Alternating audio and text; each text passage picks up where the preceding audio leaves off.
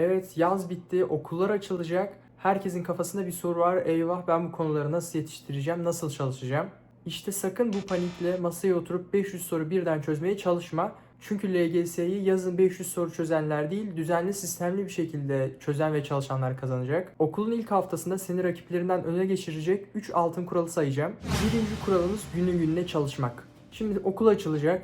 Öğretmenlerin ödev verecek. Dershanede, özel ders aldığın yerde ödevlerin olacak. Ve sen bu ödevleri yaptıktan sonrasında ödevlerimi yaptım, sınava zaten çok var deyip geçeceksin. Ama bu iş böyle değil. Sen öncelikle günü gününe ödevlerini yaptıktan sonra konularını çalışacaksın.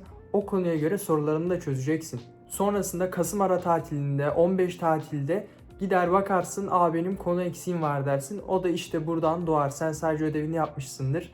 Onun dışında hiç çalışmamışsındır. Tabii ki de bu olur.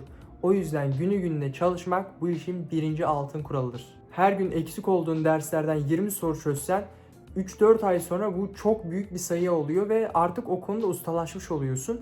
Ve bunu bu şekilde gününe günü çalışarak 15 tatilde sene sonuna yaklaşırken aslında sen görevini azaltmış oluyorsun ve sorumluluğun da azalıyor. Sınava yaklaşırken daha kolay, daha sorumluluk sahibi olarak hareket edebiliyorsun. Bu kuralda dikkat etmen gereken bir şey var. Yeri gelir 1-2 gün soru çözmezsin, çözemezsin. Ama bunun telafisini 2 katı soru çözerek yapabilirsin ve bu şekilde aslında eksiklerini kapatabilirsin.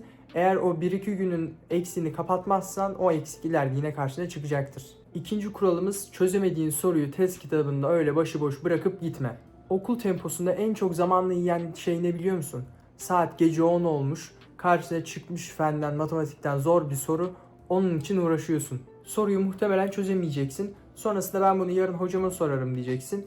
Ve o soru orada kalacak. Çünkü yarın gideceksin, işte hocanın nöbetçiliği olacak, bir şey olacak, bir bahane çıkacak. Belki sen o gün okula gidemeyeceksin ve o soru orada kalacak. Ama artık hocanı beklemene ya da özel dershanelere binlerce para yığmana gerek yok.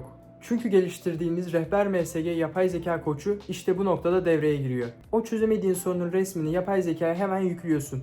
3-5 saniye içinde açıklayıcı, kademeli bir anlatım seni karşılıyor. Ondan sonra bunu sesli anlatımda dinleyebiliyorsun. Bunu hatalarım defterine kaydedip daha sonrasında bakmak için kaydedebiliyorsun. Bu yapay zeka aslında senin bir kişisel koçun oluyor.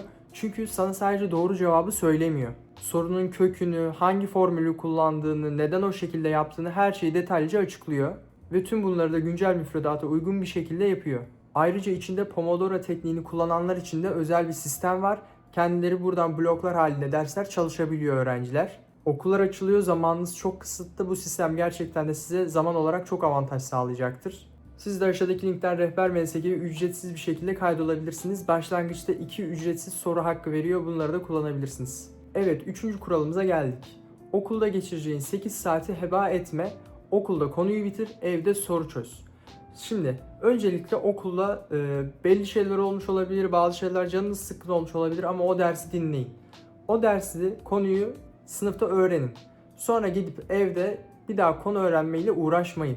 Sonra ne oluyor? Siz okulda zamanınızı harcıyorsunuz, konuyu da öğrenmiyorsunuz. Evde bir daha konuya çalışmak zorunda kalıyorsunuz.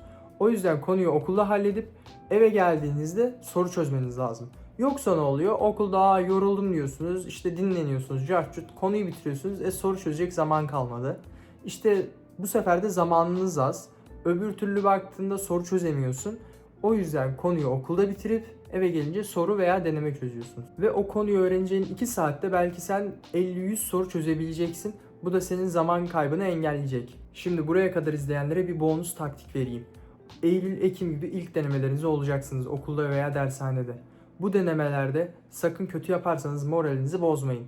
Çünkü bunlar aslında bir röntgen gibidir. Sizi ölçer ve ona göre değerlendirmeye çalışır. Ama aslında siz daha yeni gaza basmış oluyorsunuz. Hızlanacağınız, önünüzde daha çok zaman var. O yüzden o ilk denemelerin moralini, motivasyonunu kaybetmeyin. O moral ve motivasyon en baştaki gibi tüm sene boyunca gitmeye çalışsın. Ve ayrıca deneme sınavlarında panik yapmayı bırakın. O soru üzerinde çözemiyorsanız daha fazla uğraşmayın. 2-3 dakikadan fazla bir soruya ayırmayın. Ona ayırdığınız sürede belki boş bıraktığınız sorulardan birini doğru yapacaksınız ya da yanlışınızı düzelteceksiniz, bir şey yapacaksınız. O yüzden zaman sizin için denemede ve bu sene çok önemli, buna dikkat edin. Özetlemek gerekirse eksiklerinizi günü gününe kapatmayı ve yapamadığınız soruları bir kenara atıp bırakmayın. Unutmayın, bu bir maraton, sizinle beraber çok fazla kişi bu sınava giriyor ve hepiniz birer yarışmacısınız. Bu yarışmada da belli seyirciler var. O seyircilere aldırış etmeden siz yarışınıza devam edin. Tek başınızasınız ama antrenmanınız var ve çalışarak ilerliyorsunuz. O yüzden kendinizdeki moral, motivasyonu bozmayın.